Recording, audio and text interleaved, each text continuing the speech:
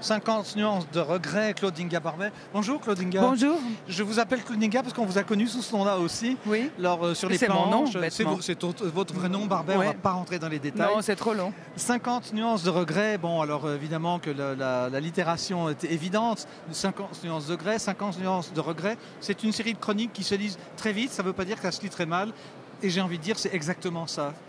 Pourquoi ? Parce que je crois que c'est mon seul talent, c'est la capacité à faire des liens entre, je sais pas, une chose entendue dans le bus, Oui. un sujet d'actualité, un visage, une odeur. Et dans mon cerveau, ça fait ça. Ça fait des choses où je me dis, tiens, il y a peut-être un lien. Et puis le lien se fait quand je promène mon chien le matin, souvent.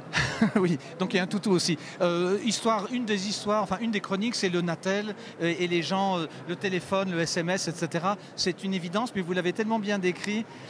Ça vous pèse, ça, le fait que tout le monde regarde son téléphone plutôt que de regarder devant soi ? Mais ça passera, vous verrez, ça passera. Ça passera. L'autre jour, j'étais dans le tram et puis il y a une Africaine qui parlait très fort. Oui. Regarde, dis donc. Et puis tout à coup, l'autre, elle lui répond. Puis, ah, mais tu es dans le tram ? Et puis elle était à l'autre bout du tram. Je me dis, il y a des situations qui sont tellement absurdes maintenant qu'on va revenir. C'est des modes. Moi, j'ai pas peur. J'ai pas peur de la technologie. J'ai beaucoup plus peur du pouvoir de Facebook, des liens d'Amazon, etc. Mais l'acte téléphone, c'est un jouet. Vous n'avez pas peur de Françoisir ? Non, pas encore. Pas encore. Non, parce qu'on va sans doute avoir le public qui était qui vient de signer. C'est notre public cible. Vous n'êtes pas tendre avec vous-même et avec, entre guillemets, le désan, l'irréparable outrage. Mais on peut pas être sévère avec les autres sans l'être pour soi-même. Puis c'est vrai que c'est très difficile de vieillir pour une femme. Oh, pour un homme, c'est pas plus facile. C'est plus facile. Non, je pense que les hommes mûrissent et les femmes vieillissent. Objectivement. Voilà. Alors c'est un peu le ton du livre. Il y a une dimension shakespearienne, Falstaff, c'est la première qualité, c'est savoir rire de soi. Oui. Comment est-ce qu'on peut avoir cette distance Je ne sais pas, c'est un don de Dieu pour moi. C'est vrai. Ça m'est arrivé plusieurs fois dans ma vie d'être dans des situations ridicules.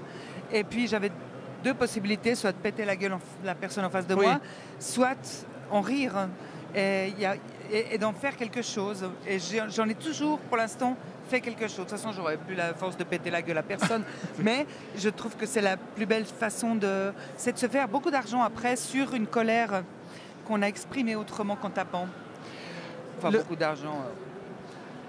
Grâce à Françoisir, vraisemblablement. Oui, grâce à Françoisir, bien oui. sûr. On ne va pas trop prolonger parce qu'il y a déjà des gens, on l'a dit, hein, c'est le succès. Le passage entre la scène, la dramaturgie, bien sûr, vous parlez en vous adressant à nous et on a l'impression que ce sont des textes à dire aussi bien qu'à lire.